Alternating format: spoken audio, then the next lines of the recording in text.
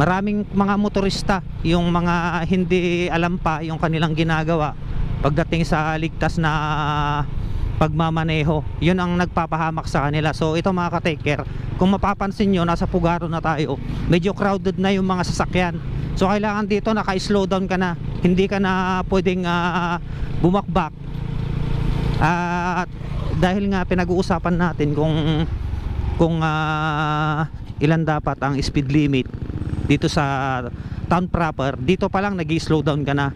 So ang pinaka speed limit mga ka-take care kapag approaching ka na dito sa town proper ay nasa 20 to 30 kph lang, depende sa luwang ng kalsada. Kung wala namang masyadong sasakyan mga tao, pwede mong i-30, pero wag kang lalampas doon. Ayan, naka-slow down tayo mga ka-take care. Slow down lang tayo dahil mapapansin nyo kabilaan, may mga sasakyan, may mga tao. Ayan, slow down lang tayo, hindi mo pwedeng bilisan.